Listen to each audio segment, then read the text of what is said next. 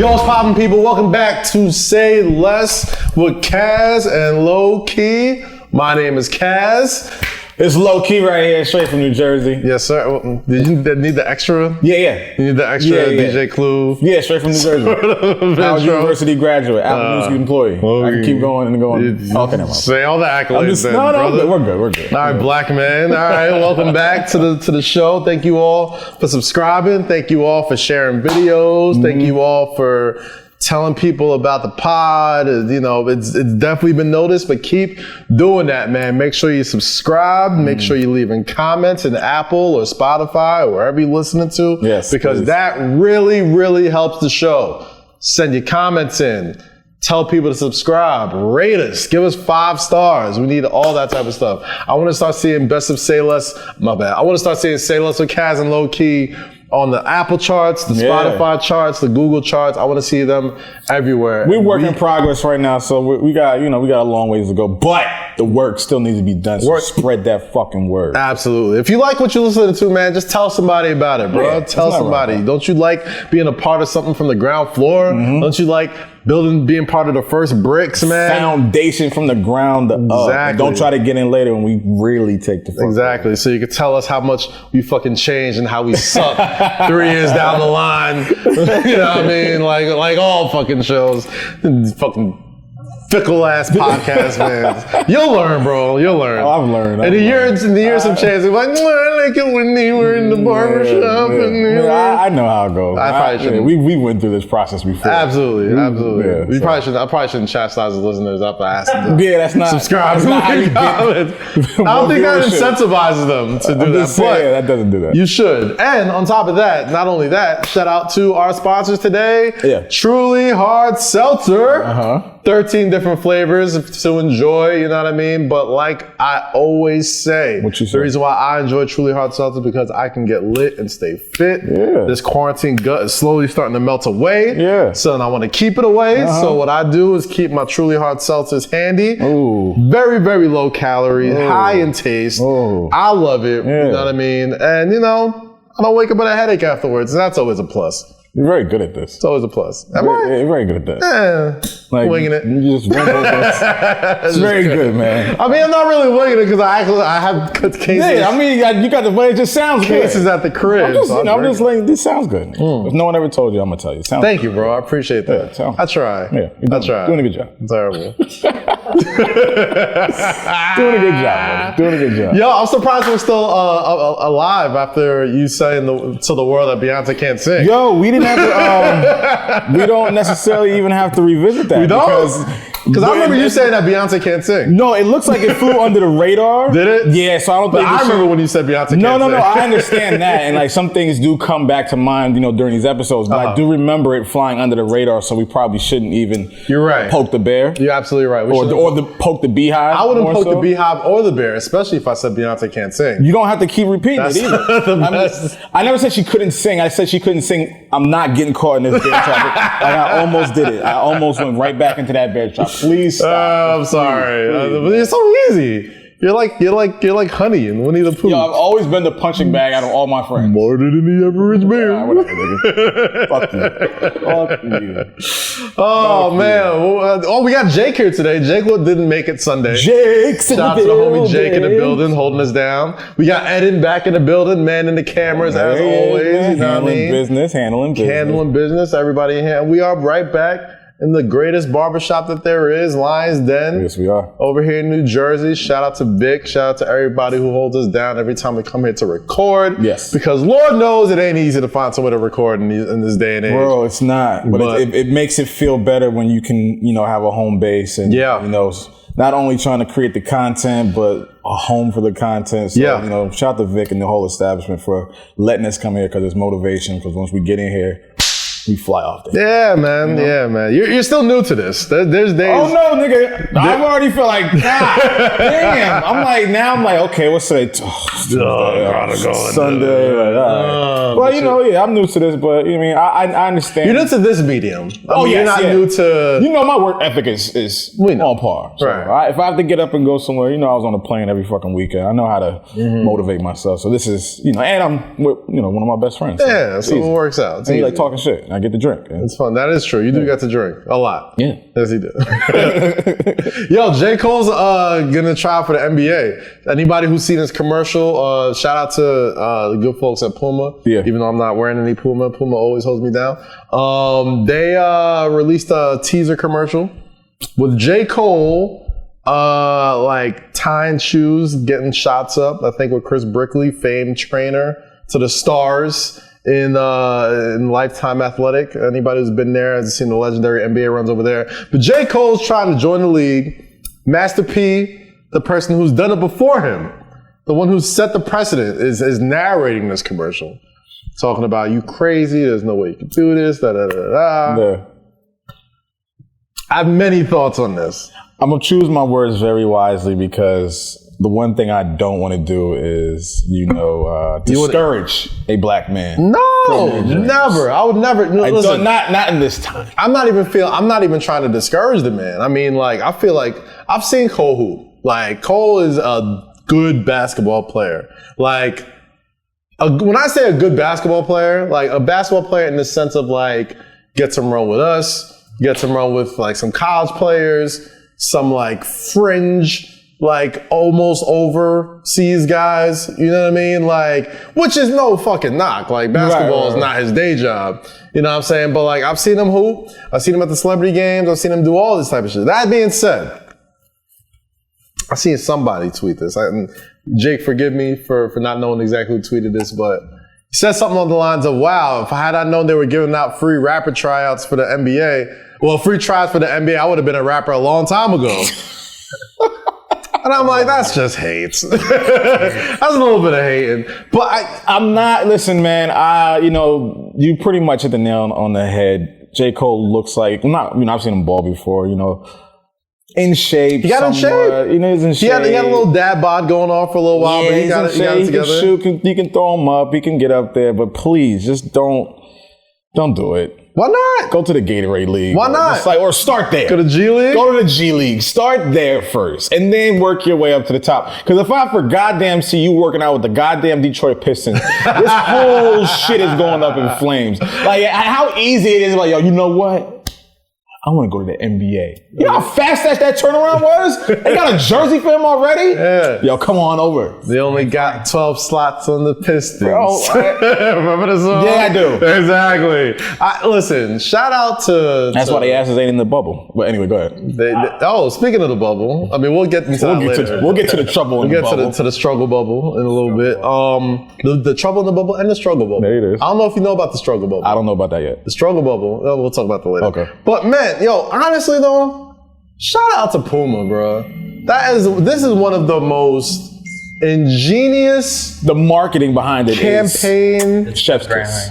Campaign marketing plans I've seen in a long time. Chef's kiss. You got Brickley, trainer to the stars, working them out. Like, I've seen him run with NBA players. Yeah. Like, I've seen him get runs with like Melo, J.R. Smith. Yeah, no, I've seen him. Actual professionals. Granted, they weren't playing no defense, but when do they ever? Right. And on top of that, like, he was hitting pro shots, like running full court, stop, pop from 3 NBA range, all wet. I gotta tell you though, he's gotta cut the dreads. He's gotta cut the dreads. He's gotta cut the dreads, bro. Gotta cut the dreads. Oh, he don't look like an NBA player? Ain't a whole lot of killers with dreads in the league right now, bro. That's a very early 2000s thing. Latrell Sprewell, maybe. Troy Hudson. Gosh, with Brian Grants. So, all right, so what are the 3 things? Who in the league got dreads? I guess, does Derrick Rose count? Montrezl Harrell. Okay, Montrezl. Okay, see. Yeah, Montrezl. And then, what you call it? John Morant is growing his. John Morant got dreads. So here's my thing, right? Dreads in the NBA are specifically a goon quality, right? So is that like Pusha T still keeping his braids? Pusha T keeping his braids, goon quality for like regular life. Right. But if you keep your dreads in the NBA, a lot of times that's goon quality. You said a Montrezl Harrell. I think Kenneth Faried. I think it was the Manimal, we used to call him. Ronaldo Balkman. former Nick legend. So are you saying that J. Cole is going to be a goon? I think J. Cole got to get a little bit more bass in his voice to keep the dreads in the league. J. Cole, one, has to build his frame. So let's just call it what build your frame. I think he needs to pick up his speed a little bit more. Bro. There's a lot of things that are not there. J. Cole's about what, 6'1", 6'2"? Nah, I think he's taller than that. He's 6'1". He's tall. You 6'3"? No, 6'2". 6'2"? Oh, 6'2"? Given that, J. Cole is point guard size, right?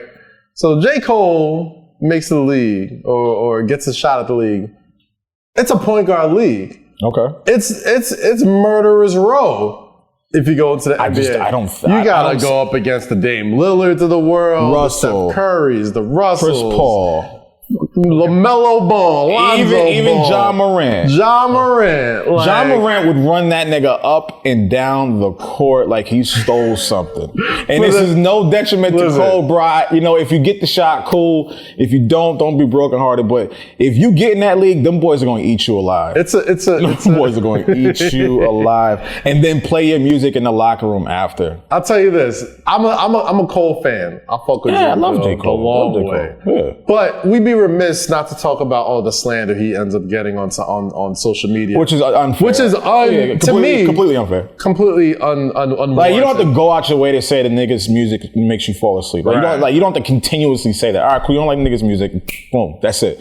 But the way y'all go out y'all way, to put a blanket over him and be like, yo, this nigga made me fall asleep. It's like, all right, bro. Like, there's a lot more worse music you could be criticizing. But to give this nigga hell when he's put out bodies of work that have been quality over the last 10 years this nigga's been rapping. Like, come on, some just due has to be given at some point. That's just me being like an observer. Like, it's just that some of that shit is just not fair. I mean, I think it's whack sometimes. Like, I think there's a lot of artists that some of it's funny though. I mean, listen, I say all that to say this. Some of it's funny. I say all that to say this. Cole is given so much ammo to the slander soldiers of social media to just let him get like, because the first time I see J. Cole hit the beep beep, the first time he's got to go and check. I think give me a lower tier point guard. The first time J. Cole has to go guard Frank Ntilikina. Frank Ntilikina is gonna make him look like Macaulay Culkin, bro. That's what I'm saying, bro. This is what I'm saying to you. Like, they're gonna eat this kid alive, and that's why I say, yo, go to. I hope he kills though. I mean, that would be great to witness, but go to the G League, get your reps up. You know, get acclimated to an actual NBA game or how they run up in the, the endurance you need and all that other shit. Yeah. Bro, jumping straight into that belly of the beast?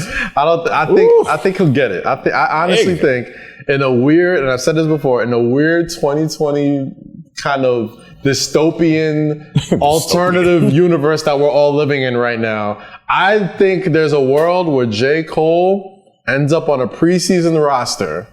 Just like Master P. Master P was he got some regular season minutes with the Hornets and the Toronto Raptors.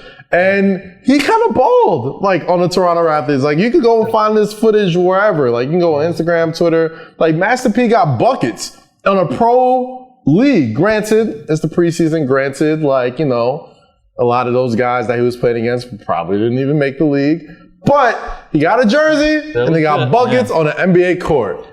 And that, listen, friends, I am not the best, sports analysis critiquer or whatever the fuck you want to call it, but I know when I see some shit that don't belong somewhere, this is one of those instances. Shoes are fire, though. Shoes are great. Shoes are fire. If this is all a marketing ploy for them shoes, sold. Got me. You have got my attention, Puma. I will be at Foot Locker Friday when I get paid, and I'm gonna hop on the court at Rucker Park and try out for the Knicks.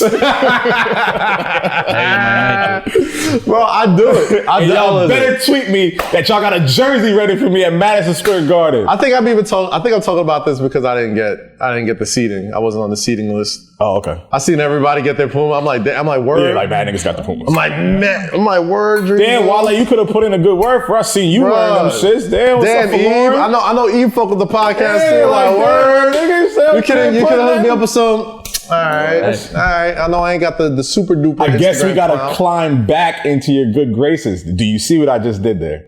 The climb back. That's J. Cole's Single. God damn it. Yeah, let's keep it going. Yeah, just all right. keep What we got next? Oh my God. This is going to be the home of corny jokes. Now just so we're clear. Now that's a joke that put me to sleep. I do feel like a lot of the J. Cole slander comes from his fans more than the actual music. Yes. That's a good point. And I agree. Yeah, I feel like with same thing with Beyonce. Like nobody slanders Why Beyonce. do you always have to go to? You could have said because she is the gold standard. You could have said. All right, what did Drake stands Wayne, called? Huh? What did Drake stands called? The Owls. The Owls. The OVO Owls. The Owls. Does anybody call them the Owls? What else do they call them? Doesn't matter. That's my point. Beehive. Boom. You know exactly what I'm talking about. The Owls. I think you're talking about Temple. I think you're talking about like. Whenever you hear OVO, you start to think of an owl, then that correlates. The rude man thing, yeah. Whatever that was. It's a rude man thing, eh? Trust me, daddy. Rumpanting. Oh God! Drake got the Infinity Stone of accents, bro. Like 1, 2, Southern, like New York drill, Jamaican, West UK, West Coast. He's got them all. Bro, it's all there. Yo, he's perfected. I love it, man. That man could switch code like the best. Drake is like a chameleon. Drake is like the game. He's a chameleon. Drake is like the game with like the evolved. He's the evolved Pokemon version of the game. Right? in the sense of, not as an artist, but in the sense of like, yo, he's really mastered the art of like sounding like anybody. I think the genius with that is I think he understands that blending into cultures and understanding cultures and even replicating their lingo and their dialect or whatever is a beneficial thing. I don't think he does it in a sense of trying to be like, appropriative of culture or whatever, or culture vulture, but I just think he understands it. But that's gonna happen. Of course, the criticism is gonna happen, but I think he's just really, really good at doing that and then putting in the music and, places he vacations and the clothes he wears. Like, he ties out all that shit in and then, it gets the criticism. Is that siren picking up? Let's hold on a second. I heard Low called Zion a bust. That was the Owls coming together. They were like, who was talking about our Drizzy?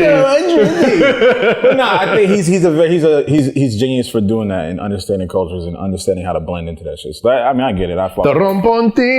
It's hilarious at times, and the jokes are always gonna be funny. For real. I'm blame say how I feel. But the fact of the matter is, he does it. Shut up. The fact of the matter is, he does it very well. It's like, you can't hate on it. Like, it is what it is. The man is a certified hit maker. Bro, he's a scientist when it comes to that shit, bro. Perfect term. Drake is a scientist. He's a scientist, bro. He is. We won't see him trying out for no pro leagues. Did you see the video of him playing? I'll cook Drake. He caught game. He did catch game. I cook Drake, bro. You know they know how to guard him in the OVO arena, bro. Yeah, that's the thing. If you had three players, all right, I'll name you 3 players in the NBA, right, in rap that play ball or trying to play ball. Davies is good. J. Cole. Davies isn't good. He isn't terrible. J. Cole's obviously good. Drake. I'll cook Drake. I'll cook Drake. Quavo. I got one. Lil Durk is real good. Yeah. Lil Durk is real good. Quavo's good. Chris Brown. It'll be a good game. He's athletic. He's mad. He's athletic. I feel like he's got like tons of energy. He's got like Russell Westbrook. Yeah, like he'll probably like dive on the floor and shit. I ain't trying to do all that. If you gave Chris Brown, or if you give J. Cole Chris Brown's energy and endurance, this conversation would be a little bit different. I think, here's the thing. I've seen Cole, like Cole's not whack. Like Cole. I'm not calling him whack, but when I look at Cole, I do not envision an NBA player. He is good. Like, I don't think the furthest you will get in my mind when I envision J. Cole playing basketball is Rucker Park. Right. That's the furthest I'll go with. I love to see Cole and Dykeman. I love to see Cole. Yeah, that's what I'm saying. Like, there's layers to getting to the league. Like, where are you at? We saw you playing in the league or in the gym with the. With the I think you walked on at St. John's. I think D1 Big East. That might have been. Or you went to St. John's. No, you went to St. John's. Even the G League is such a high level. That's what I'm saying. Just touch the G League first to see if you can even keep up. That's my only thing. Like, I ain't trying to discourage you, but They're gonna eat you alive, and then. But I think there's charm in that, yo. I think J. Cole doesn't strike me as a type to be like, oh my God, I'm not gonna do this. It's gonna be so embarrassing. I think there's charm in that. I think he wants to go out there. If that's the case, then my nigga, please, like, get cooked. Really, like, do it. Like, I guess you gotta get humility, or like you gotta just. Yo, I'll be honest, bro. Like, there's a certain.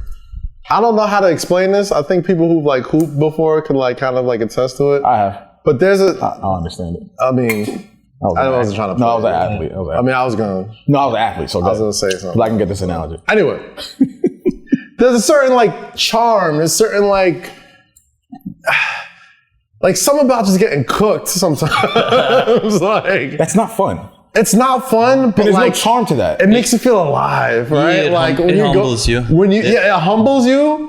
And like when you get to really test your mettle, like when you're going up against somebody who you know is that deal, and like you got nothing to lose, you're just man, I'm feeling good. Like if I get 2 or 3 shots, if I get a bucket here, like I know I can hang. And like it don't matter if you dunk on me 10 times. It don't matter. No, it does. It don't matter if you hit me with the E. It does. The E. In front of the world, yeah, my nigga, it does. I don't want to get heamed, and I don't want to get banged on. I don't want none of that shit. No tweet. Bro, I don't want no filet, bro. No, I'm sorry.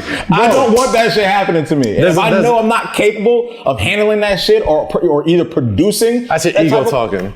Yes, ego talking. Yeah, hello. Welcome to the world of ego. I'm sorry, I'm late to the party. Yeah. But fuck yeah, nigga. You gotta take it. I get it, but you gotta take it, bro. Maybe in that stratosphere, because that's not my world. And jumping into that world and knowing that I shouldn't be in this world. Right. Like I don't want that to apply to everything in life, but it's just like certain things you just know, like. It feels like I can only equate it to like getting punched in the face. Or take it proper steps to do. I got a question. What's up, Jake? So you got Dame versus J. Cole in rap and hip hop. Okay. Oh, sorry, in rap and basketball. Rap and basketball. Yeah. Who's more likely to win their respective matchup? Well, Dame is cooking this nigga on the court, clearly. And Dame is on the court, yeah. Dame I mean, bro, like Dame is like no slouch on the mic either. Like, see, that's okay. So now, here I'm not gonna compare him to Jay. I mean, just no. This is where we are, because I was trying to get to that point earlier, but I forgot it. That's where we are with this. Dame is that nigga, that beast on the court, right? A monster.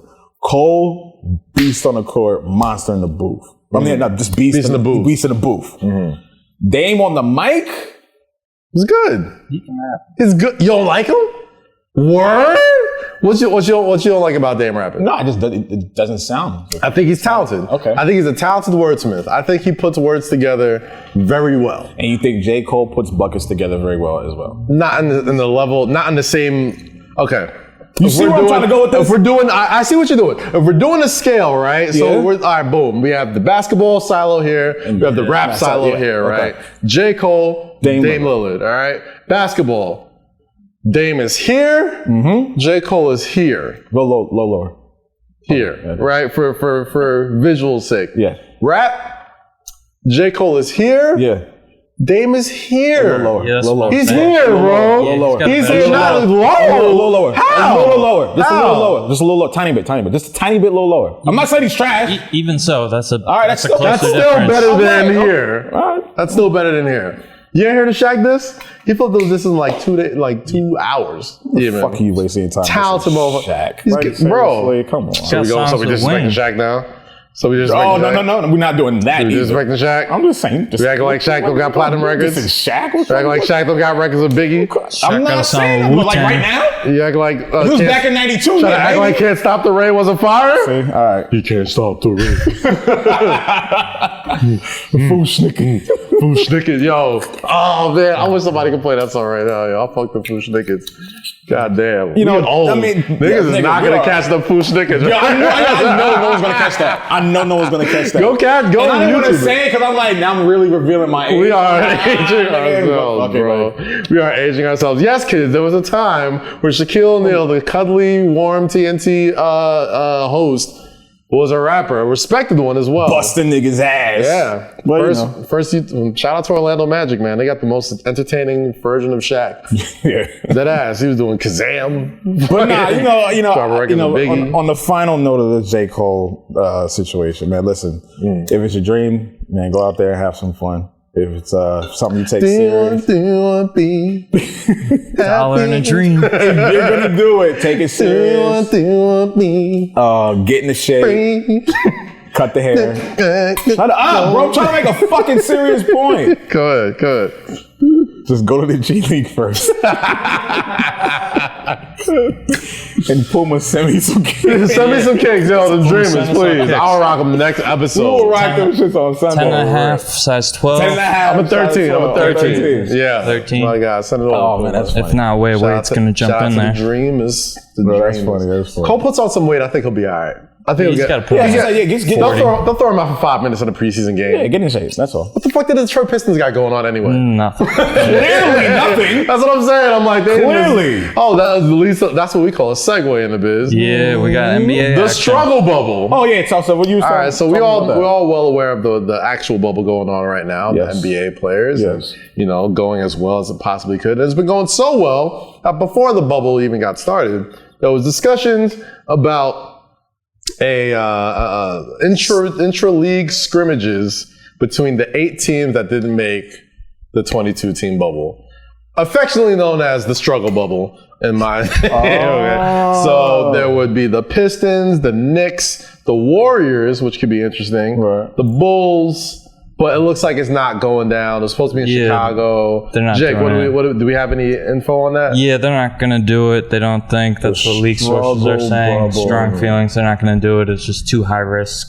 I would have fucking loved the struggle bubble. That would have been it's a money grab on most levels. Who doesn't like money? Yeah. Well, if they did the struggle bubble, at what cost? One, at what cost? But two, it would be so easy for thoughts to get in that shit. Oh yeah. These niggas ain't make the fucking regular bubble. If they get sick, it's not that big of a deal. So y'all can come in and come out. You can order Uber Eats and do whatever the fuck you want. The struggle bubble would be just that. It's gonna be Chicago. Right, like, so, like in every, we're gonna have it on Lake Michigan. You're gonna fish out there and like. Would be a good reality TV show. That'd be a good reality TV. I'd watch that. The struggle bubble on VH1? It'd be a crime drama. I'd watch that shit. I don't even watch fucking reality TV, but that will have my attention every Monday night at 9 o'clock. I'd watch the struggle bubble. I'd watch the struggle I think the struggle, there's a part of me that thinks the struggle bubble would be more entertaining than like the actual bubble. Well, yeah, because like these guys are on watch. The NBA is really, really on their ass about where they go, what they do, who they communicate with. So like, yeah, they have to be. But then with the struggle bubble, niggas is like, that'd be fucking recess. Yeah. Like, go. You know what it is, though? A lot of people don't really talk about this. In the NBA in general, you never want to be in the middle. You never want to be average. And as much as there've been great games during this quarantine, this COVID. It's like just the bubble. I guess, yeah, during the bubble, whatever. While there's been great games, a lot of those games don't have much consequence, right? So like, there's really only like 10 to maybe 11 teams that are worth paying attention to that might possibly have a shot at winning. Right. And that just goes with any NBA season, right? The more fun part about the NBA season is watching those struggle teams at the end of the year, right? Like you're seeing all these rookies that were just drafted last year, these young players that have lots of room to grow. Like, those average teams in the NBA, nobody gives a flying fuck about. There's always more interest in these terrible teams, whether they're tanking, whether they're playing hard, trust the process. You know what I'm saying? Like, who wouldn't want to go see Trae Young right now light it up, even though they suck? Yeah. Trae Young's the second leading scorer in the NBA. I love to watch him hoop. You know what I mean? Like, even if they ain't going nowhere. RJ Barrett, want to see how he compares to Zion right now, or everybody else that's in the bubble, like Rory Hachimura and John Morant and those guys. And there's that variable of the Golden State Warriors, who are terrible, but, you know what I mean? Steph's healthy, Klay's healthy, Dre's healthy, they got Andrew Wiggins, like, they're gonna get a high draft pick. Yeah, they're not going to risk injuring those guys. They're not going to risk injuring those guys, but I'm sure they'd want to get in a game or two. Yeah. I don't think if they won 3 or 4 games, it's going to change their lottery seeding or trajectory or whatever. Like, and I'm sure they want to get some games away. Do like Wiggins. Play-in tournament or like a separate tournament for the number 1 pick. Right. So the last 18. That would be. You just came up with the greatest fucking idea. It's a good idea. Fuck a lottery. That's a good Fuck the ping pong balls. Fuck all that shit. Take the struggle bubble. Take all the bum teams. You really want that player? You really want to? You got to show me that your team's on the right path to properly nurture these young kids, okay? Like at least give you an audition. At least give you the opportunity to fucking... It's like a franchise audition. Yes. Oh, yes. Okay, I like it. I like that. I like that. And the winner of the bubble, you at least get a choice. You get a choice. You either get your number 1 pick, or you can fucking like flip it for something, or it's an asset. It's an earned asset. Well, no, I think that would only that probably be the only thing that you would want from that whole situation is to have the number 1 pick. Like that's what you're fighting for, of course. And then I guess, and then you rank it by by who first pick, second team, second pick, third team, third pick, fourth team, fourth pick, 15th pick. Yeah, I feel like that'd be way more interesting. Yeah. That would be. Watching ping pong balls bounce around. That'd be insane. Bring back the struggle bubble. That'd be insanely fun. And then document it on VH1 every Monday. You think they'd have the struggle Johns in there too? Bro, what? They had the struggle Johns in there like some Bad Girls Club and shit. Bro, I'm telling you. And then certain teams would like plant some girls in there like, hey, go fuck with this nigga because he loves to do this. Like, go ahead. Bro, I'm telling you. There's so many options for this show. The confessional booths. Oh my God. That'd be so fun. The fights, the food fights. I fuck with the struggle. Bro, I love Jazz sent MJ that pizza. So that was in the finals. That's true. I'm telling you, man, it'd be a good thing. Anyways, struggle bubble. We got some NBA content. What do we got, Jay? Talk to me. A bunch of big games this weekend. The Blazers won a couple games. They lost versus the Celtics yesterday, but we had a big matchup yesterday between the two prospective number 1 picks from a year ago, Zion and Ja. The Pelicans beat the Grizzlies by 10 points, 109-99. Somebody over here, I'm not pointing no elbows, said that this man was a bust. I mean, it only took him a few hours. Ooh, so let you know that 250 pounds, big chunky, and he bullied a little Ja Morant. Okay, fine. Well, how many points he had, Jake? He had 23 in 25 minutes. And Ja had 11. Check that. Stop fat shaming that little boy, all right? I'm not fat shaming him. Just put down the fucking, you know what, fine. Yo, congratulations on the 1 game that you had good in the bubble. Pat on your back, Gumbo's in the fucking hotel room waiting for you. Good job, Zion. Wow. He's also 19. He's also 19 years old. I ain't even playing a worldwide sport. You think everybody's gonna be nice to you? Yeah. I think so. I think in a perfect world, everyone would be hugs and hand I was going to say hand job. Gum drops. The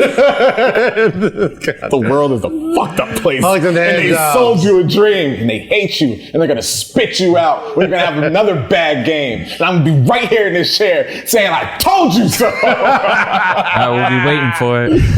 I'm joking. Oh, nah, bro. So, who would you guys take in a redraft? In a redraft? Zion or Ja? You got Zion with all the injury concerns, all the potential.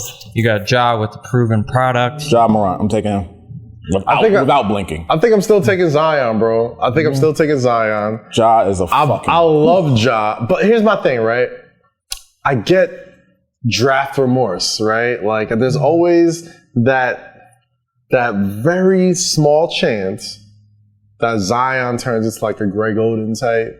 You know what I mean? Like Greg Oden, and for some reason, Bill Russell. There's always been that like that dichotomy between like you take the proven big guy number 1, and it's always like that guard that's drafted like second or third. Like we're seeing it right now with last year's draft, where they took Marvin Bagley and DeAndre Ayton before Luka Doncic and Trae Young. You know what I'm saying? Like, and those guys boys are cooking, or we're cooking. Well, like, Luka's cooking now, and Trae was cooking. They might take that back. They would take that back. I mean, can you imagine Luka Doncic with Devin Booker?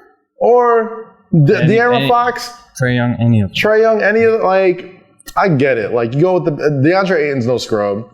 Marvin Bagley still remains to be seen what he can do, but he's looked all right. But He can rap. Luka is other. Don't start. Please, God, that's another person that Dame Lillard flamed up on the bars. Ooh, but flamed another NBA player.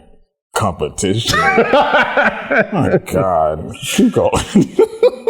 Listen, it's a new day, all right? Not every basketball player is like completely awful in rapping, all right? I know how we grew up. Listen. Yeah, all right. So you know how my ears are trained. So when I hear certain shit, things go off. I'm like, what the fuck is this? I grew up, y'all don't understand, man. We grew up in the era of Chris Webber dropping albums, Ron Art, Meta World Peace dropping albums.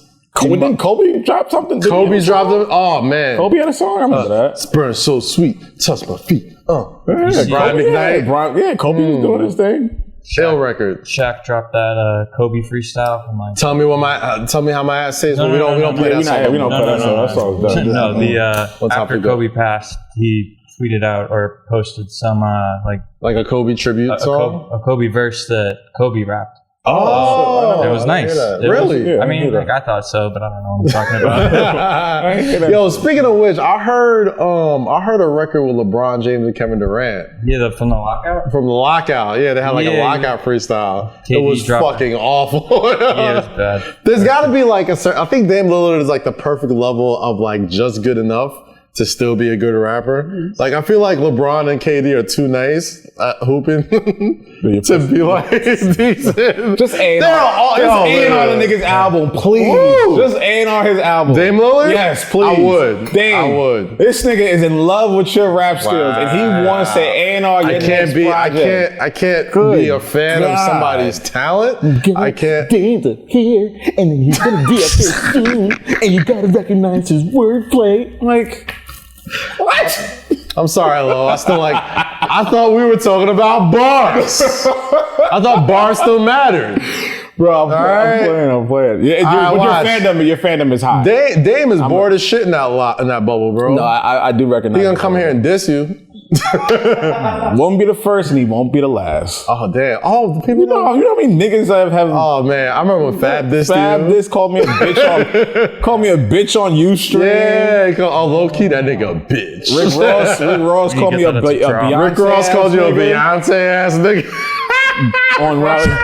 Bro, the story. Law has a lot of detour story. These like sound bites. Oh, this is detour story, right? So. Beyonce drops a surprise album, right? And I'm going crazy over that shit and just playing it and talking about it on Twitter, whatever. Like everybody was. I then turned on. I tweeted "Rich Forever" should have been an album because that's how good it was. "Rich Forever" is a mixtape. Rick Ross. A compliment. That was a literal compliment. Yeah. I get a DM from Rick Ross. You a Beyonce ass nigga. You don't know nothing about this. I said, where the fuck did this come from? Wait, can we reenact that? Huh? You a Beyonce. You're low-key, you a Beyonce ass nigga. I'm like, fam, I gave you a compliment.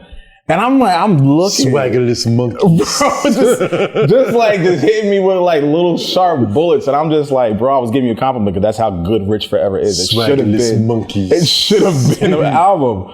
Since I was a Beyonce type nigga, I don't understand the streets and I don't understand that. You don't know nothing about these streets. Bro, that nigga was. You don't know nothing. I got so many stories, rappers just talking crazy. Jeezy, I got Jeezy's story. Oh man, I remember when Raekwon threatened my life. You did? Yeah. Oh god. For what? This was man. You was right for the Source? Yeah, I was at the Source, and we had to review an early advance of Built for Cuban Links too, and we gave it like I think 4 mics, which is like. That's pretty. And it was not even the finished product. So like by the time it dropped, this is still when like rap Twitter and music Twitter is still very like new. Yeah. You know, you hear everybody praising it. Oh my God, the Source only gave Built for Cuban Links 4 mics. Them niggas don't know nothing. No. All of a sudden, next thing, bring. My man Mecca, shout out to Mecca, puts us on the speakerphones like. Y'all niggas don't know nothing about the culture. How are you?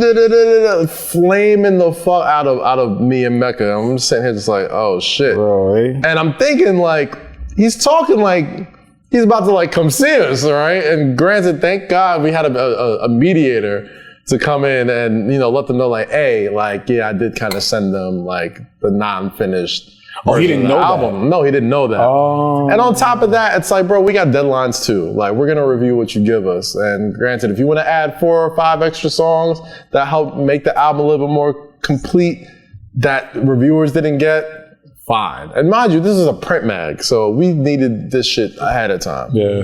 Caught up in reviews if there's Raekwon shit. Oh, you think? You would? What one would think, Jake? One would think. I mean, there's so many fun stories. You have no idea how sensitive these rappers are, Jake. Twitter. You should have an idea. Getting an idea. Yeah. You My God. probably have an idea after this episode. Oh my gosh. So. Gosh, what other rapper sensitive stories do I have?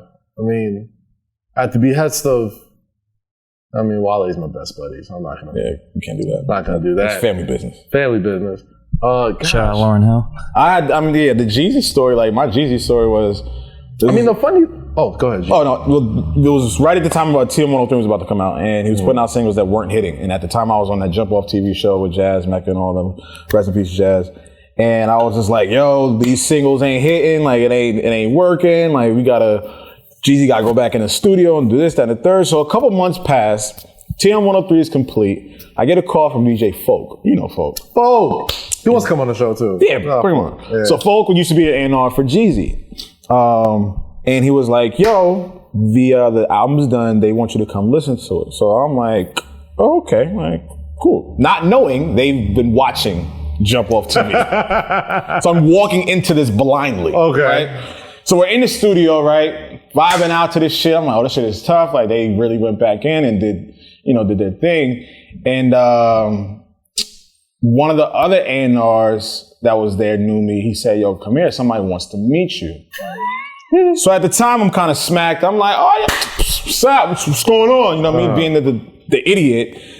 Lo and behold, it's this bald-headed nigga Jeezy. so I'm like, yo, I kind of tighten up. He daps me up, but he doesn't let go. Oh shit! So like, you know when you we all know that dap, and you're like arms distance, and you're trying to and he brings me in, leans in and says, "What do you think about the album now, nigga?" I'm like, TM103 Grammy.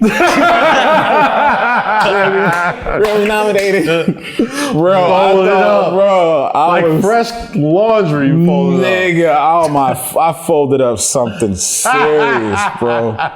Tide, Bounty, all of it just right out the dryer. Like, gosh, yo. Oh my gosh. Damn, do I have any more rapper tales? Yes. Oh my God. I wouldn't even know where to start if we started talking about we'd be here for all night. My rapper days. I mean, what about a good one?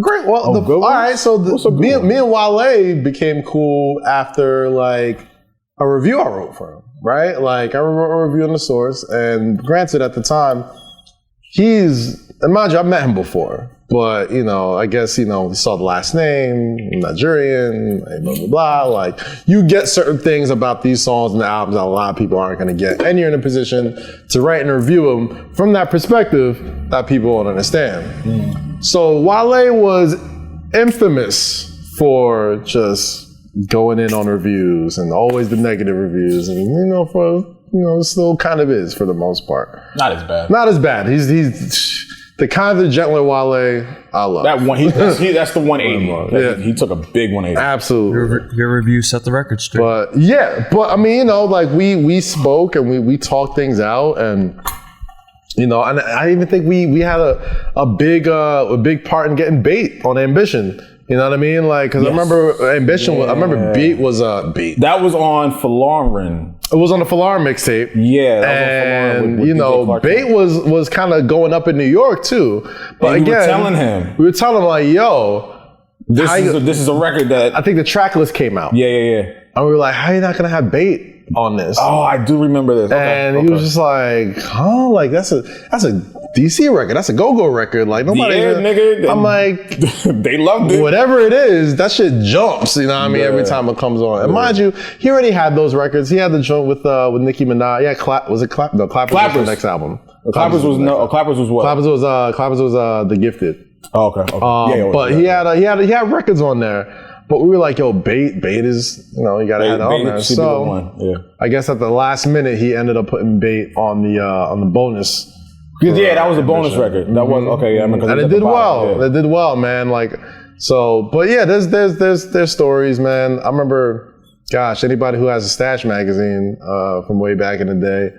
The first time I ever took a what's it called? What do you call those strong weed hits? What's it called? A dab. Oh my God. Oh, the shit that Wiz smokes. Oh my God. Never again. First and last time I'm ever hitting a dab. Holy shit. So I'm writing the cover story for the first and only Stash Print magazine. Which is pretty fucking dope, man. Which is great. Yeah. People still go get it. Next episode we gotta bring it in I'll bring it in. Hardcover, great material. It has an Asian day. Nice coffee table book. Which is what I was aiming for. So we were in Hershey Park, Pennsylvania. I was shooting with Wiz, and we were doing the story, and I was just pretty much just following him the whole day. And I forgot who else was on tour with him, but it was the whole Taylor gang and shit. And I think it was like Juicy J and there was that era, right? And after the show, mind you, we did the interview already, but I was just sticking around for the concert. I had my staff there. Shout out Danielle was there. Mm-hmm. She's at Netflix now. Shout out to Danielle. A bunch of people there. Yaya was there. Ben, everybody. Denitha. And after the show, he's walking off the stage saying, yo, Kaz, come backstage with us. Come get a dab. I thought he said, yo, come get a dap. So I'm like, all right, yeah. What are you selling them? I'm like, all right, yeah. Come get a dab. What's a dab? It's right here. Well, I dapped you. What do you mean? That one's on the house. Like, no, I want a dab, bro. I was like, yo, come get a dab. I'm like, all right, what's a dab? He's like, don't worry, just come. So I'm like, all right. So we get backstage, and we're all in the dressing room. And if anybody wants a picture of what a Wiz Khalifa dressing room is like, it's exactly what you imagine. There's women and weed and Bombay gin and psychedelic liquor, psychedelic lights and shit. And I just see him burning this rock. And I'm like, what the hell is that? He's like, don't worry about it. Anytime you see anyone burning any type of rock and they say don't worry, you need to take your ass outside that room. Burning this shit, right? I don't know if it was or whatever. So he goes, all right, take a hit. Oh, nah. Bro. Oh, man. I felt my legs go into my ass cheeks, bro. like I couldn't feel nothing. And I felt like if I didn't hold on to something, I was gonna fucking tip over, right? So I'm holding it down, and they're like, hell yeah, Kaz, that's a man size hit. Hell yeah, nigga. And then his bodyguard, anybody who's seen Wiz's bodyguard, is a big, bearded, Maurice Pouncey looking motherfucker, right? Like, massive dude. He's like, yo, he took a hit of that shit. He hit the deck. He's like, yeah, man, I fucking knocked that. And he's reenacting. He's like, yeah, I took one of them shits and I was... Bro, if you ever watch their vlogs, their old vlogs, if this is blog era days, if you ever watch Day to Day, you can see how much these motherfuckers would smoke and how many people will be around Wiz coughing for dear life. Oh my God. If you have any time after this episode, go on YouTube and type in Day to Day as one word in Wiz Khalifa and you will see millions of vlogs of them niggas smoking the highest, smelliest of the gas. When you take a dab, and mind you, I wouldn't take it in any other circumstance, but like, come on, it's Wiz Khalifa. When are you gonna get a chance to do that again, right? Every fluid in my face just came out. It was tears, boogers, snot, drool, earwax, everything just fell out of my, because I just coughed. I felt like whatever was left of my lungs, it felt like my lungs just went like this. And everything was just... That's disgusting, bro. And I was high, oh my God, the highest I've ever been in my life. And it only took one hit. It was literally just one... And they do that shit like pure consistently, THC. Every night, frequently. Oh, you took a dab before? What was your experience? That's a whole blunt. Yeah. Nah, Like you ever done binge drinking? So you just go. Yeah. Just like that. it's something like 20 joints. I think is the At equivalent. once? Yeah, it's something like 5% to like 2 or Oh, y'all 5 niggas is mg to Nobody ever told me that. THC. All they told me was like, oh, it's just like pure THC. Like, They ain't gonna tell you that. I'm gonna say it's 20 they ain't gonna tell you that. What? You couldn't pay me to do that shit. You gotta try it once. No. Yeah, you could. You gotta try it Sid once. always wants me to smoke weed in my hookah. I'm like, You gotta bro, I'm try not it doing once. that shit. You gotta try it in a safe environment.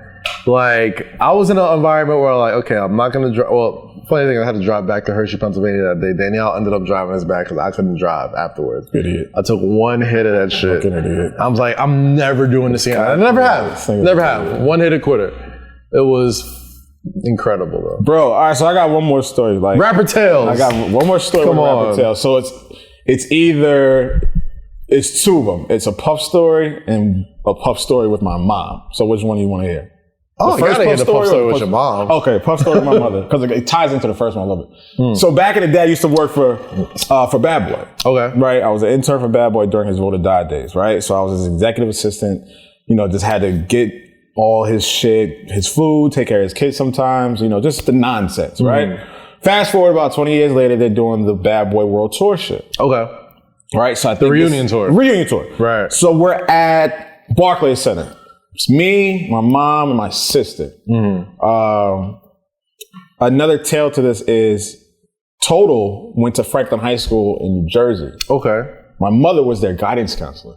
Or I think Really? Keisha from Total went to. Okay. So she was a guidance counselor, and obviously they were on a tour. So my mom called her up. Shout out Mama Ivy. Shout out my mom, you know, love you, baby. They got her tickets. They got her 3 tickets. So she hits me and was like, yo, you want to go to this Bad Boy show? I'm like, the fuck are you talking about? Meanwhile, I've been trying to get tickets to the show for a man. I'm like, yo, I can't find anybody. So she was like, yeah, you know, we got VIP tickets. I'm like, I'm just bro, like just flexing on me. Baffled. So I'm like, all right, bet, we out. So we go, you know, we in the stands, like this little VIP area. I go down to like the little pit and I know a couple people down there. So I kind of like got backstage. Lo and behold, so did my mom and my sister, right? So I'm kind of like embarrassed because it's like I was supposed to pull them back and they kind of met me back there like, oh, what you doing back here? Excuse me? What am I doing back here? I do this, man. I do this. So we walk into the VIP lounge, me and my sister and my mom. And here comes Puff with like 30 niggas, right? So it's like, we're doing this, right? So my mom was like, go talk to him. I'm like, Mom, leave him alone. Like, I'm not doing this right now, right? So she was drinking Ciroc, courtesy of the Bad Boy family. Shout out to the Blue Dot. Shout out to the Blue Dot. And so we get like maybe 5 feet away from each other. And she was like, Mr. Combs, you know my son?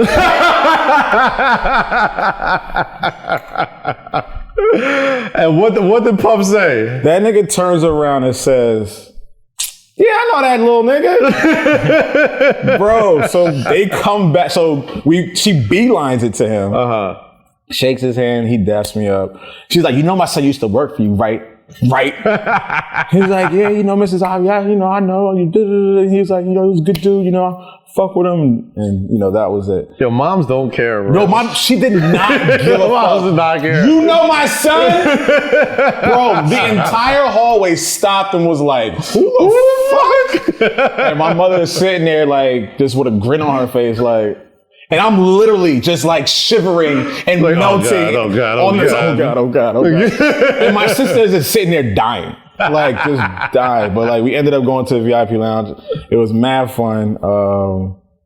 She had a great time, but yeah, my mother was always outspoken. Oh man, shout out Mama Ivy, bro. She's a one of a kind, bro. Man. My nigga, she flexed on me the entire night with these tickets in the VIP lounge. Like, if I need anybody to flex on me, it's gonna be my mom. Yes, sir. It's gonna be my mom. Yes, sir. But I mean, there should be a lot too. That's my rapper tales. All right, we should do rapper tales every week. I think we should. That was fun. I think we got rapper tales. We got enough to go. Animators, wherever you are. That's what I'm thinking. I'm like, yo, that's Jake, bro. Cheers to Jake, bro. Correct. All right. Cheers to us. Cheers to Truly. Shout out to Truly. Cover that.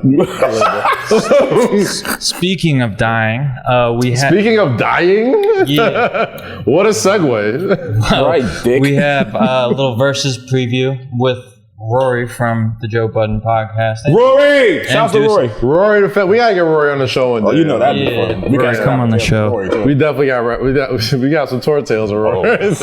Rory has the Ross Chainz matchup going 17-3 about. Ross?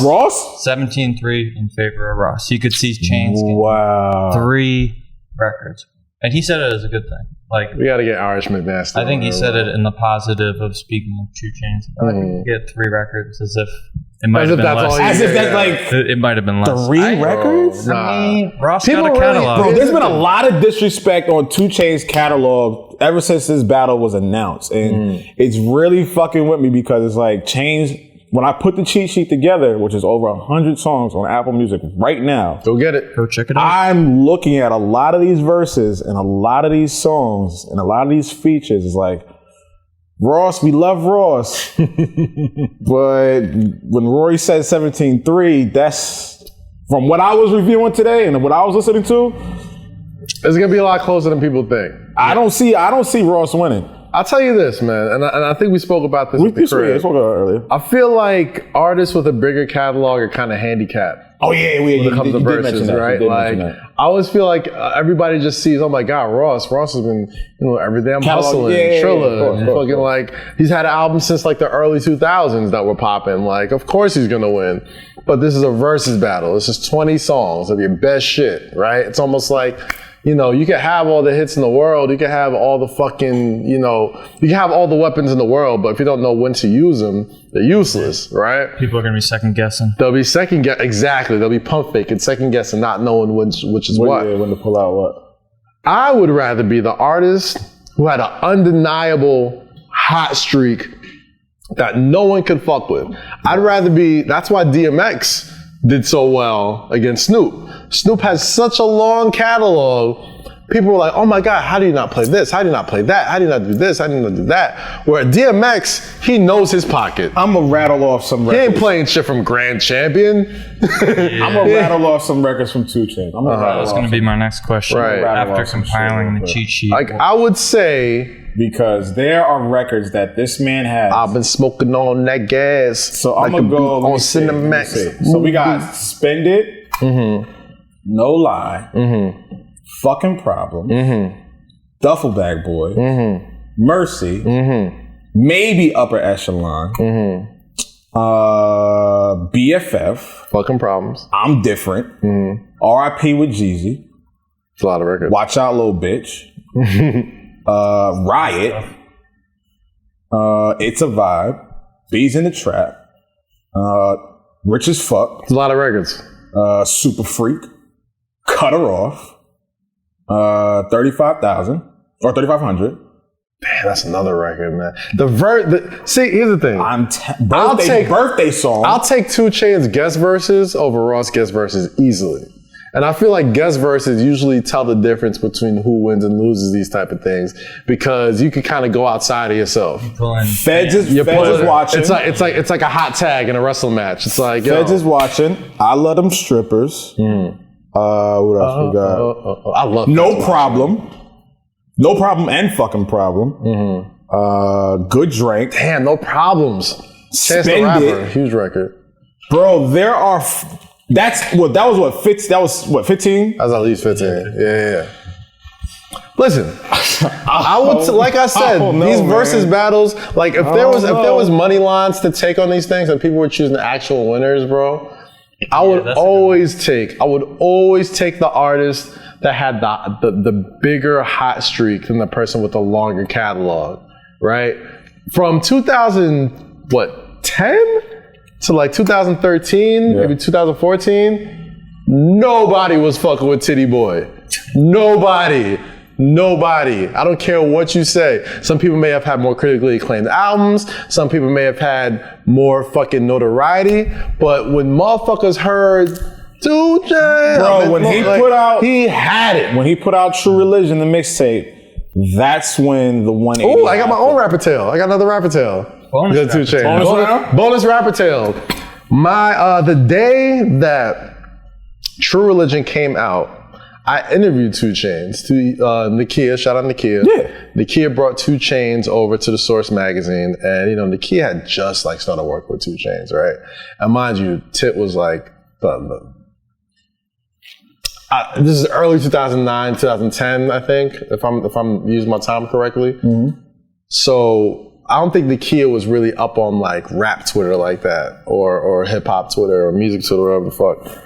Everybody was talking about Spend It. Everybody was talking about 2 Chainz at this point. And that's not even a remix. That was just the original. This is just the original joint, right? So the mixtape was dropping that day. So Nakia brings in 2 Chainz. She's like, yo, I got this new client, 2 Chainz. Can you interview him for me? I'm like, nigga, yes, bring him in. So he comes in, fantastic dude, super awesome. And then Nakia's like, all right, Kaz, let me ask you, I gotta ask you something. I'm like, what's up? She's like, so I made a bet. Well, what bet did you make? She's like, well, I bet 2 Chainz that, it was Tit. I bet Tit, if his mixtape trends on Twitter, that I gotta buy him some expensive ass bag, some Gucci bag, some super duper expensive bag. I said, Nakia, that's a bad fucking bet. That's a bad fucking bet, yo. I'm like, why did you tell me? But she's like, I don't know. I'll be happy. I'll be happy that it trends. I'll happily buy him the bag. But I'm like, he's really hot. I'm like, yes. I'm like, he's the next big shit. So mind you, as we're doing the interview, I look at my phone, lo and behold, 2 Chainz, True Religion, top trending topic on Twitter. So he stops the interviews, and she was like, so he used to call Pub, like, hey, Pub! Hey, Pub! Showed him the trending topic. I was like, I told you that was a bad bet. Fast forward a couple months later, shout out to working at the Source magazine. I got them to throw my birthday party and mix it in with the cover reveal, right? And that cover reveal was my last cover over there with 2 Chainz, Mac Miller, and Kendrick Lamar, right? But 2 Chainz was the only one who showed up because he was the only one in town. And Tit walked up. He's like, Kaz, never bet against Tit. I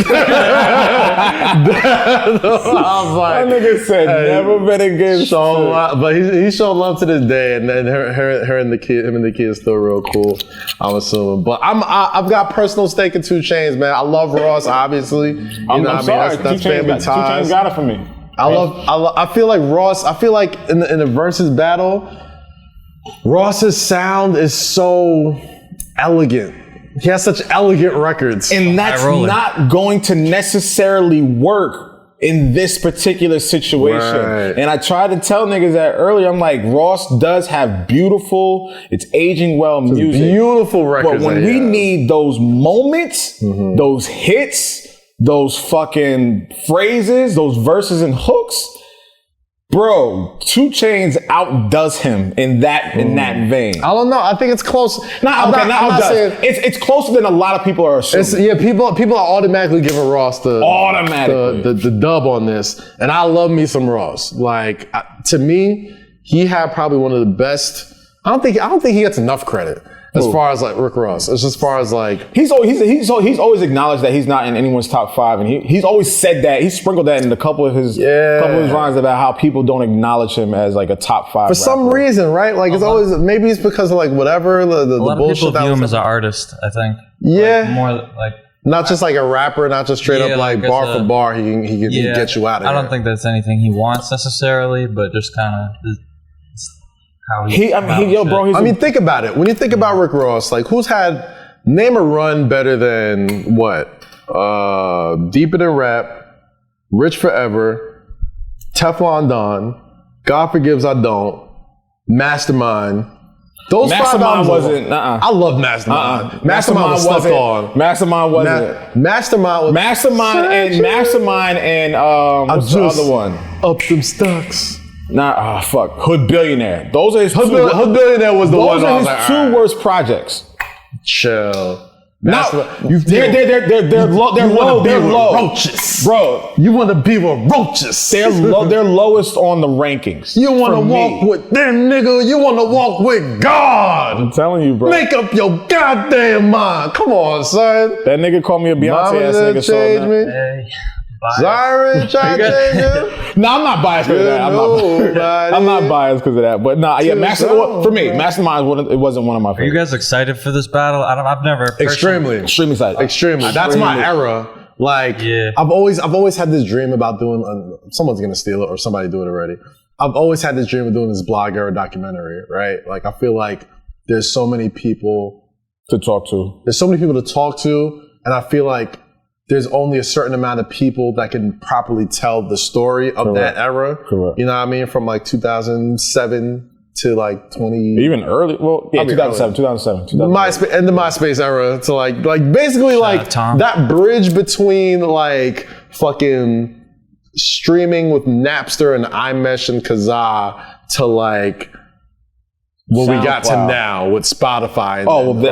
Up to this. There's a period in between there that, you know, a lot of these blogs, man, like they either like wiped off the internet or they're not getting updated anymore. And, you know, a lot of like almost all of our biggest rap stars got their starts off of like, you heard that new, not right, Two Dope Boys, Misinfo. Another rapper, like, but I'm saving it for Sunday. I'm not the Def Jam story. We'll say that. Oh, yeah, we'll say that to Sunday. We'll say that to Sunday. But the low-key rule. The low-key rule. I think everybody knows that rule. Shit. They know that rule. They got to know at this point. But no, I've always had this dream of doing this blog era documentary where we talk about not only the artists that like blew up from there, but like, you know, we're in a whole era that like there's an era that predates where we're at right now, where everything's streaming, everything's SoundCloud, everything's numbers, everything's this. Like there was a time where like nobody really knew how this thing was gonna go, nobody knew where money was gonna come from. So like a lot of artists just kind of like took the matters into their own hands and like, yo, this guy's got a pop and following. If I end up on his blog, like everybody's, and I mean, like even to the antithesis of that, like with Two Dope Boys and The Odd Future, and like how he used that shit as fuel. Like Tyler Creator was saying, "Fuck Two Dope Boys." I mean, Mecca's my guy and Chick's my guy. I love those guys forever. But like that's a story to tell. You know what I mean? Like that whole blog era that, you know, gave us Drake, Kendrick, ASAP, Wale, Cudi, Mickey Fax, J. Cole, Big Sean, Blue Exile, Mac, everybody, Mac Miller, Nipsey Hussle. Like they all came from the blogs, right? Oh, and I got a Nipsey Hussle rapper tale too. Fuck, I got so much shit. It'll be a weekly thing. Sunday. It'll be a weekly thing. It'll be a new segment. Rapper Tales. That'll be our new segment, bro. Get an animator on the case. Yeah, we'll find one. Make that up. And that was the first time I ever met that nigga too, bro. It was an experience. Oh, God damn. I got so many Nipsey stories, bro. Nipsey was such a... Nipsey's a fun guy. That shit still pisses me off, man, to this day. Nipsey was a fun, calm guy. Fuck, man. Nipsey, man, he fucking... So my college, right, when I was in Purchase, graduating, you needed to do like a final project to graduate. And I was already working at the Source at the time, right? Like I was already like a staff writer. So my final, I was a journalism major, so your final project was like you had to make a documentary. So Nipsey was in that. Like he came and like did fuck. I gotta go find that shit somewhere. Yeah, it's somewhere. It's somewhere in one of my old email folders or whatever. But like I had mad people on there. I had like Asher Roth on there. Fucking Asher Roth, the God, who was mixtape? Diggy Simmons, Asher Roth, Nipsey Hussle. The Cool Kids, Chuck English, Mikey Rocks. Sir Michael Rocks. Fucking, it was like, it was basically, cause I was a big fan of like How to Make It in America. It was like How to Make It in Rap. And it was basically just like everybody's just giving you fucking their advice and shit and all that type of stuff. But Nipsey was the first person that I got. And, God, to this day, like he never forgot me, you know what I mean? And that happens a lot, you know what I'm saying? Rappers talk to people all the time, but like literally every time, you know, nigga performed we had anything, came out Palooza. 2 or 3 times. Did 3 times. I think he did Palooza 3 times, man. Man, fucking shout out Karen Civil, man, making that happen. Fucking the last time I saw him, my God, the last time I saw him was the day he was making Racks in the Middle. I was with Wale in LA. And came up to him and, you know, he was like, Kaz, what's going on, man? Yo, downtown. This Palooza, I don't think it was Palooza. I think it was, he was doing Grammys. It was the Grammy weekend or something like that. He was like, yo, man, you know, like he wants it to like, cause you know, he was one of the first people to even shout us out. Like when we made that deal with Big Homie, just cause he knew how we came up just out of from nothing. And he's all about black business, independence, owning your narrative, all that type of shit. He was the first person to get on Twitter, like, yo, shout out to them boys, yada, yada, yada. Saw him in the studio. And, you know, God, it's crazy. Like he was literally making racks in the middle the last time I saw him. And then like, gosh, a couple weeks later he was gone. It's fucking crazy. It's unfortunate that, you know, a lot of these guys, you know, some retire, some fade into obscurity, like Charles Hamilton. You know, unfortunately what happened with him, I thought he was going to be, you know. I bet the house on Charles Hamilton. I did too. I bet the house on Charles Hamilton. Nice, but it's just like circling back to your blog era conversation. I think it's important that whoever does tell this story, or, you know, however people do tell it, it's important that a lot of these guys that we love right now that are worldwide superstars came from that era. And we knew some of them and still do know some of them. And it's great to see that, one, they recognize us, and two, it's great that they recognize how far we've come. Yeah. As we know how far they've come. Yeah. You know, obviously it's a different trajectory, it's a different scale, but for them to show us so much support. No, who's really good with that? Pusha T. Pusha. Anytime, that's why I always got love for Push, man. Like, he always, don't matter where the fuck he at. Bro, every time I see him, or we just be on Twitter, we be on the phone talking shit, whatever, like, it's always a genuine conversation. It's always a genuine, just like a, you know, back and forth, like joking about niggas on Twitter or whatever the case is. But that's just, you know, that's what me, you, and Wale do all the fucking time. Yeah, it's like, it's you know what, man, like, it's an era that, like, only a couple of people could really tell the story. Could really understand at that time, really, man. Like, know what that shit was. We've seen, I've seen so many, maybe we'll do it together, fuck it. Maybe we've seen, maybe we'll just do the documentary together. Like, we'll get pay for it. Yeah. No, just kidding. Edit that out. Yeah. So we like, there's so many stories of hip hop eras that are told through like the OGs, like the 80s, the 90s, fucking East Coast, West Coast, gangster rap, all this type of shit. Like the blog era story needs to be told. And like it's a passion project of mine, and I swear to you, before I kick the bucket, we'll connect you with the Hip Hop Museum. Yeah, we'll get it done, bro. Let's make it. Bro, I like how this turned out today. I did too. I'm not gonna lie to you. I did too. Not to say I never like how the other episodes were. I like how this turned out today. This is unexpected, because I'm like, what are we gonna talk about today? I mean, that's what happens, bro. You just get going, and then we've done literally hundreds of podcasts together. Like, he knows how it goes. Like, there's times we come in and we just don't say nothing to each other. And as soon as the mic goes on, what's going on? Well, it is what it is. Jake, what do we got, man? Quick hits. Quick hits? Well, how much time we got? We good? Yeah, we good. Quick hits, let's go. Do you guys hear about this new Crocs collab? Crocs collab? Crocs. You guys want to guess? Kids, Rock Nation? Nope. KFC. KFC? Gets better. Okay. Crocs scented like fried chicken. Wait, the shoe? The shoe smells like fried chicken? Supposedly. I don't own a pair because they sold out in 30 minutes. Wait. Okay. Or for Jake, other reasons. For some reason, this feels anti-black to me. This really does. I don't know if you're trying to set us up, or you're trying to go like. I'm trying to understand where you're going with this. You realize you're highly outnumbered here as far as minorities. Okay, talk to the Colonel. All right, hold on. Talk to the Colonel. That ain't me. Talk to the Colonel. So you think I just know the Colonel, Jake? You think that's what it is? You think all black people just cool with the motherfucking Colonel? Intensely racist, Jake. Bro, the fine line. There's three of you. That makes me. So wait, all right. So there's shoes. Oh, three of us? What do you mean three of you? What are you talking about? Three of you people? What you mean, you people? Guess we need a new producer. Guess we need a new producer, Kaz. Guess we need a new producer. You think I know all 13 herbs and spices, Jake? You think that too? You think I know every episode of Martin? I do. Hey. You think I think fried chicken's delicious? All right. Next question. Next quick hitter. Happy birthday, Barack Obama. Happy birthday! Fofo, my G. Happy birthday. Way to bring us back, Jay. He was like a shaky. 180 motherfucker. That was good. Hold on, let me celebrate something for that. We gotta celebrate the colors. Barack. Good job, Jay. Yeah. Happy birthday, bro. Happy birthday, Barack. Clearly we miss you. Clearly we need you. Yeah, we miss. But it is what it is. It's tight that we actually lived through that, though. You ever think about that? No, it's just, it's something I never thought I would see. And it's something that, changed the world in a lot of ways. But it's just great to know that, someone that looks like me can uphold the, biggest, most powerful job in the world.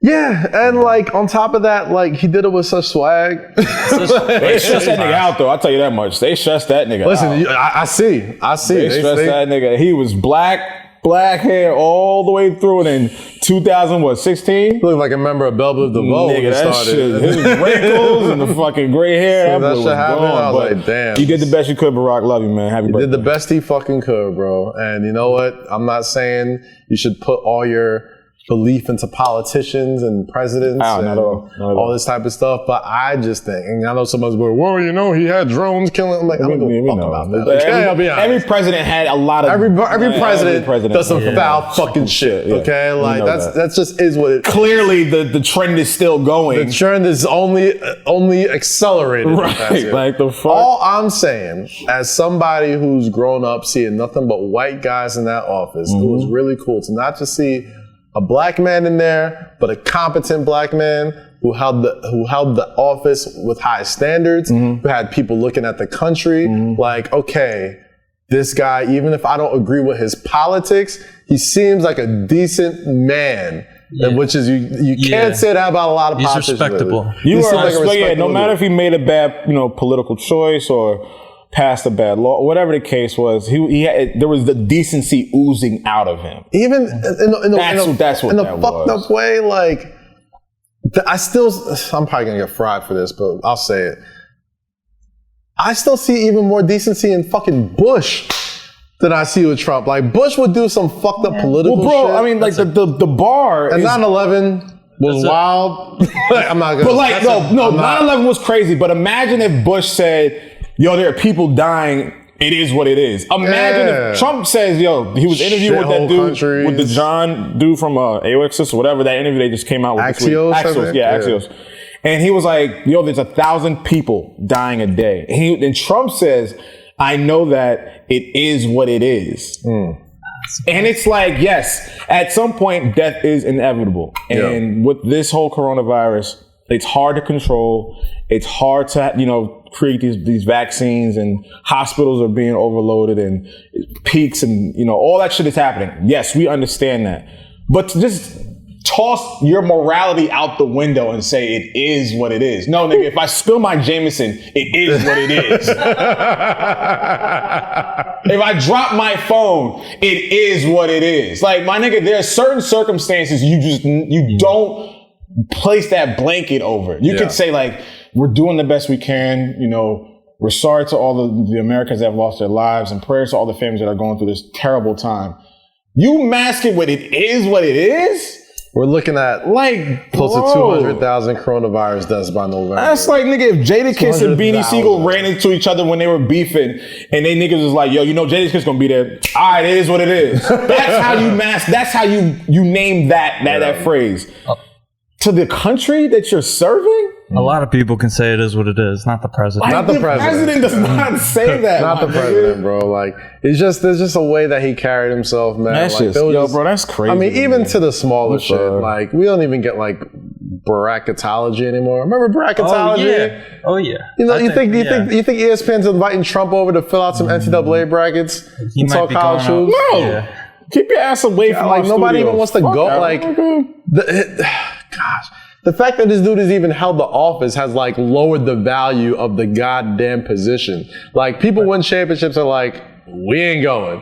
We ain't going to see that dude. But everybody, except Tom Brady, went to see Barack Obama when they won championships. Tom Brady didn't go? Oh, no. Tom Brady was never go see Barack Obama when they won the Super Bowl. Never. Bro, this nigga said they had a Make America Great Again hat in his locker. They asked your boy. They asked Trump about John Lewis. And he said, well, the question was, do you think his story is impressive? This nigga Trump was like, I don't know. I don't know. And then circled back and said he didn't come to my inauguration. I know he didn't come to my inauguration. State of the Union, which is totally it's okay. It's I know. Either of those, yo. He made a big mistake, but he chose. Okay. He chose that. And with all that said, I think I've done more for Black Americans than anybody in history. I promise you. Other than Abraham Lincoln, who's freed this our first orange president. I put myself through the fucking trauma of watching that interview before I came over here, and it was 37 minutes. He's so hilarious. Like, if he wasn't so dangerous, I could find the humor in him. Now I'm just like if you strip the power that he has and then listen to the shit he says, then it's like, dude, this nigga don't give a fuck. I'll tell you this. Some of the shit is funny, but it's like, bro, you put that power back in and how responsible he has to be for this entire country. And the shit that he's saying and doing, it's just like, yo, I don't understand that psyche of a person like that. In addition to the people around him that co-sign and then try to cover up his bullshit, like the press secretary, all the other fucking Republicans, or some of them, not all of them, because they're starting to dwindle down as well. But it's just like, yo. I feel like Trump's presidency is like America's like cocaine binge. It's like America's, like Trump's presidency is like similar to, damn, remember when like Britney was doing mad drugs? Oof. Glad that's over. You know what I mean? Like, it's one of those things. It's like, damn, man. Like, yo, man, that motherfucker was taking fentanyl and everything. We're just glad he made it out alive. Even like when niggas thought like Y2K was about to happen, it's like, oh my god, it's over, it's over. And then we're like, oh, okay, like that didn't happen. Now we're like, oh, this is still happening. I can't wait till we get to the point where we can just like laugh about it. We're like, damn, that was a wild 4 years. Remember that shit? Ooh. Bro, motherfuckers dying. That shit, November 3rd just seems like such a long time from It's here. not. He wants to make it longer. You saw that, right? I didn't know how to word it. I don't think he's going to leave. That's my thing. That was a story. He said he wants to push it back. I don't think he's going to leave. Because of mail-in something. There's no proof that mail-in mail-in ballots are faulty. Yeah. But you can go back to any Trump interview, and it's always like the opposite of what he's saying 3 months later. I just don't think he has any foresight or cares how it's going to actually impact what's going on. It's more about just like self-preservation in the short term. The nigga said coronavirus is going to disappear like a miracle. I've never had a miracle disappear. They've come into my lives and they've stayed there. Life is the miracle. Life is like, I'll tell you this. If he doesn't leave, it'll almost be worth it to see him get dragged out the White House. Facts, like if he's forcibly removed and kicked out, that'll almost be worth it, Bouncers pulling. Bro, like, if he gets Jazzy Jeffed out the White House, like no. I never wish harm on anybody, but if he does not leave after the election is done, I would not mind seeing an Olympus Has Fallen type situation unfold. Listen. Crazier things have happened in the past. I won't. Hey, bro. Because you can't do this. Nah. This is not normal. You're not allowed to do this. You are not allowed to do this. I think even Republicans would draw the line if he tried to like delay the election. If he tweaks it, he means it. Yeah. That's the one thing. If Trump tweets that shit, it's gonna happen. Or he's gonna try to put it. Just send The Rock to the White House now. Please. Come on. Rock take over one of the big ass Fast and Furious vehicles and just drive that shit through the front door. God damn. What do we got, Jake? Anything left? We got, you guys see this story? Florida business owner, David Hines.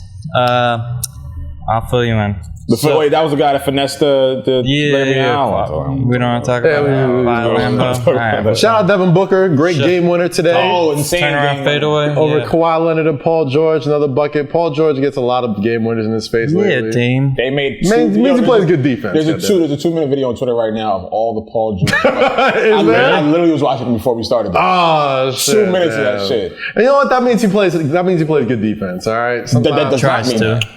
That does not mean that. You gotta be. That means the opposite. Listen, if you get your ankles broken, that means you're trying on defense. If you get dunked on, that means you try to make a block. If you keep getting J to win the game, that means you're trying real hard. Trying real hard. After the third time I get a fucking game winner in my face, I'm doing something wrong. They always say if it ain't broke, don't fix it. Clearly that shit is broke. Oh my God. And they have them in different uniforms. The Pacers. What that other team he was on? Oklahoma City. Oklahoma City. Yep. And ended it with the Clippers. Damn. They did it as like a fucking 5 to 7 year span. I don't know, man. The We'll Phoenix hoop in the Suns playoffs. Huh? Paul George will get some buckets in the playoffs. Oh yeah, Yeah, of course not. Paul George is nice as fuck. George But this nigga got to step his defense up or just get out the fucking way. He's a beast. Absolutely. That's it. Over under 1.5 game winners that get hit on Paul George in the playoffs. That is true. A lot of them were in the playoffs too. Shout out TJ Warren also, the bubble MVP so far. That was a quick Trouble in the bubble. Giannis and homeboy got into it today. What I tell you. I know where you stand. I tell you stay right around Epcot Center, my nigga. Let's get it shaking. This nigga Giannis was like, I will fuck you up. And then looked at the ref and said, you know me. Fuck him up. I will fuck him up. You know me. I love spicy Giannis. Even though they caught that L today. Something gonna happen, bro. Something's gonna pop off, man. You see the intensity starting to pick up. Yes. I feel like everybody's kind of like settled into the bubble. I feel like everybody's just kind of like, they know it's safe. Everyone's I'm just happy to be here. Shit is kind of worn off. Now we're gonna start seeing people get a little chippy, a little spicy. I was like, wait a couple weeks and we're gonna see who these niggas really are. And now everybody's getting feisty. Fouls are getting a little harder. Shit talking is getting a little louder. Playoffs are about to start. The seeding is happening. So now niggas are getting a little antsy about, we making the playoffs, whatever the case is. But now it's starting to get interesting. I watched that game and I'm like, oh, okay, yeah, this is about to happen. It's going to happen, yo. The Bucks are playing for a lot. They lost to the Nets. Aren't they number one? The Nets get buckets. Yeah, they were 19-point underdogs. So I heard that was like a world, like a record. They gave them 74 in the first half. Vegas. Or was it? Yeah, I think it was. Yeah, it's like 74. I think that was like a record underdog win or something like that, right? Giannis and Middleton didn't play in the second half. Bug them. But if the Bucks don't win a championship, does Giannis leave? Because that's not a story that gets talked about a lot right now, but probably will. Where does he go? So here's the thing. I think Giannis leaves regardless. If they win the championship? I think win or not. Because what I've noticed, unless Giannis doesn't want to take all that money, the Supermax deals, it's what's fucking up a lot of, franchises. Right. It's the reason why Kemba Walker left Charlotte, because he was eligible for a Supermax. They was like, I'm not going to pay you $300 million, so I can't pay anybody else. It's why the Wizards suck. They gave John Wall the Supermax, and he fucking blew out his Achilles, and now they're just strapped and terrible. I think Giannis leaves regardless. I feel like the way that the team is set up and structured, if they win, maybe he stays. Maybe he doesn't take the Supermax. Maybe he's like, I want to keep winning here. I'm not going to take a Supermax. I'll make up the money elsewhere. Just go find me some help. But if he loses and he wants his money, that's when it might get a little interesting. And, there's only a handful of teams that can afford that fucking luxury tax that is going to come with a $400, $300 million contract. Golden State's one of them. LA's one of them. New York. Yo, imagine if that nigga go to LA. I see him going to New York. There's a lot of talk about super teams emerging. Or Toronto. I can see Toronto doing it. That would be sick. I would see Toronto doing it. They gave him Kawhi, so like that cap room is. And honestly, Toronto is built like a franchise that is. We talked about them last episode. Right. That they just feel like they are built for long-term success. They look like they're in for the long haul, and they have the components to do so. And they got Masai Ujiri there running things. Like I don't put nothing past them snatching the crazy. A year ago, they were all saying, "Oh, they trade DeMar DeRozan. This is such a short-term, go for it type of situation." Like, Kawhi for 1 year, and now they're like set up. That'd be crazy. They'll have it. They'll have either. I don't know if Giannis wants to go further north, right? But I think he'd go east. Yeah, I could see Giannis come to the Knicks, bro. I would listen. I'm not gonna get you started. I ain't gonna do that with my. I'm not gonna get you started. I know how you get. But I think Giannis leaves regardless. This is clairvoyant Kaz coming into effect right now. Yeah, we'll come back in 6 months. Like in a couple months, what, in 2022, 2021? Yeah. He's out. He's out. Who wants to stay in Milwaukee their whole life except Aaron Rodgers. Anyway, what else we got? Let's see. That's about. Oh, we got DJ Academics versus Meek Mill. You guys want to talk about that? Or?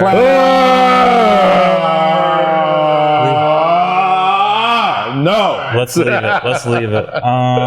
Lil Will back on Sunday. We got. Prayers up for Beirut. That might be it. I think that's it. Yeah, I think that's. You guys got. We got plugs. Let's plug, man. Let's plug Thursday. Thursday. Thursday, the battle, Verzuz battle. 2 Chainz, Rick Ross. Apple TV, Apple Music. TV, Apple Music, man. It's probably one of the most anticipated ones that we've seen throughout this whole entity. Like I always tell you guys, the cheat sheet is right on Apple Music right now. 100 songs plus 8 hours. I put my heart, soul, and hookah into it. So please enjoy it. And if I missed anything, let me know and I'll add it. But yeah, that's there for the people. You know, I put it out early because I wanted to get some feelers and see if I missed anything. But that's what I got coming up. And in about 2 weeks, you know, another major announcement will be made here. So just stay on the lookout. But, you know, I don't want to give too much. Nah, big things are going on for the both of us. Yeah, it's coming. Big things are going on the both of us, for you know. That's where we are. Shit. Yeah, I guess I'll have an announcement in a couple of weeks as well, but we'll wait on that. Man, what am I talking about? I don't got many things to plug, but I definitely just want to reach out to everybody who's listening to the podcast. I see the increase, and I thank you guys for coming along with the ride. Stay with us. Yeah. But what we absolutely need is for you guys to rate the podcast. Give us some stars, 5 stars if you fuck with us. Yeah. 4 stars if you don't. Don't leave no 1-star reviews. You can keep that shit. Comments, need that. Fucking tell a friend, subscribe. Share the YouTube channel, youtube.com/Kazim. That's also growing slowly but surely. Everybody knows YouTube is by far the hardest medium to grow on social media, but I want to put my belief into the people that's helped me build this show alongside yourself since the pandemic started, man. Since the beginning, like I can't even believe that we're actually at a point that we got this thing rolling every week. Yeah, and I mean, you know, it's just something that, you know, credit to you, to the vision, and credit to you for consistency, and credit to you for putting in, you know, the blood, sweat, and tears. I know some days you don't feel like getting up and doing this shit. Oh, today was one of them days. Today was one of them days. I'm like, oh. Man, text me, was like, yo, I'm gonna need you today. I don't got it. And I was like, all right, let me show up. Let me. Maybe this might be my breakout episode. Yeah. And I think it was. Yeah, I mean, you feel comfortable. This might be my breakout. But yeah, shout out to everybody that is hitting us on Twitter and, you know, showing support and seeing the growth and seeing, you know, the strides that we're making. So please, you know, like Kaz said, you know, subscribe, comment, you know, rate us, please. Just and also let us know what we should change too. Yeah, like, if you want something added or another person added or what we need not to talk about or to talk about more or what you want to hear. You know, bro, like this is 2 black men, you know, just talking about our thoughts. Usually this is what we do at his crib or, you know, at Sahara East. But now we're doing it in front of the world. So we are open to criticism, open to praise, open to hate. This is what we're here for. Bring it all on, man. It's all good to me, man. So shout out Jake behind the boards. What's up? I was gonna say DM the Say Less with Kaz account for the link to the Discord. Yes, join the conversation. Our Discord is growing also. Yeah, so shout out to the Discord followers.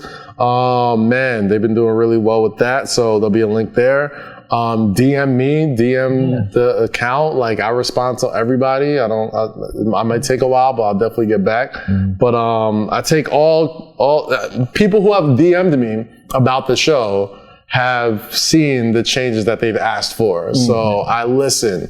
I'm not going to ignore anybody. So please bring it on. Subscribe, rate, comment, tell a friend. Shout out to Truly. Yes, sir. Shout out Jake. Shout out Eden behind the cam. Yeah. And thank you all. Like I say, as always, stay free, stay safe, and always say less. And wear your fucking mask.